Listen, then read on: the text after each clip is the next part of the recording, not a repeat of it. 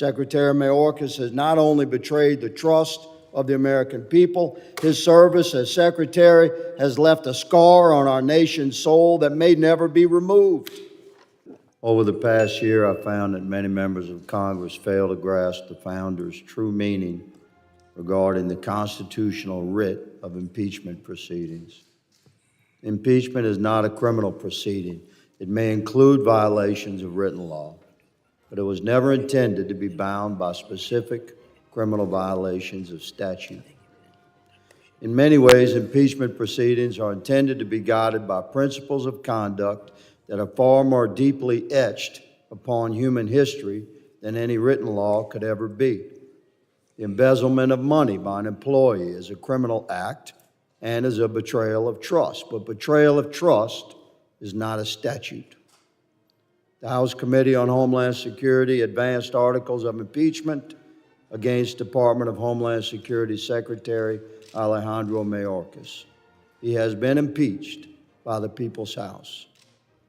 These articles do not impugn the Secretary's character, nor list dissenting views on how to handle the crisis at our border. Instead, the impeachment articles against Secretary Mayorkas carry the charge of high crimes and misdemeanors.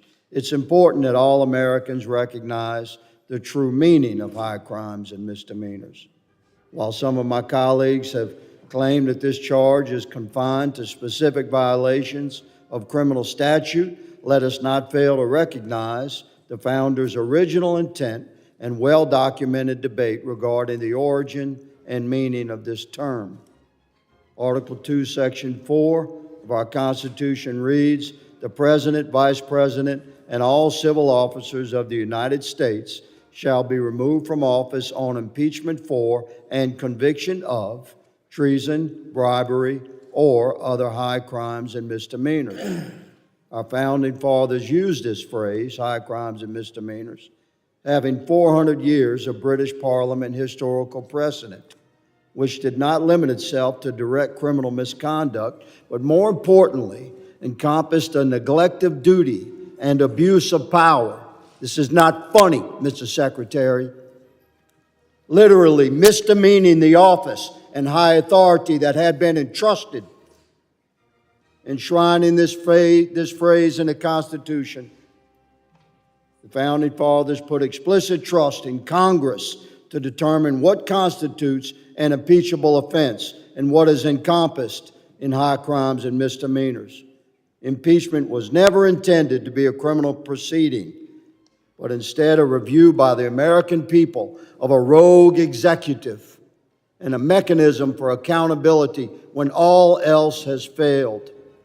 Secretary Mayorkas has not only betrayed the trust of the American people, his service as Secretary has left a scar on our nation's soul that may never be removed. The articles of impeachment brought against Secretary Mayorkas passed the House and have now been delivered this afternoon to the Senate. It is vital that the Senate upholds its constitutional obligation to hold a fair impeachment trial. The American people deserve accountability for the gross misconduct of the Secretary's handling of our borders. It is incumbent upon members of Congress to enforce the authority outlined by the Founding Fathers for impeachment. Under Secretary Mayorkas, America has suffered. Over 300,000 Americans have died from cartel drug poisoning. Our communities are crushed under the weight of 12 million illegal aliens in the span of 3 years, and crime has reached unprecedented levels within American communities across the country. Secretary Alejandro Mayorkas' arrogant disregard for the security and sanctity of the American people has brought Congress to this point. He has brought unspeakable pain upon the nation. His service as Secretary will forever be shrouded in shameful failure and generational trauma. Alejandro Mayorkas has been impeached by the House. He must now be tried by the Senate and removed from office. Mr. Chairman, I yield.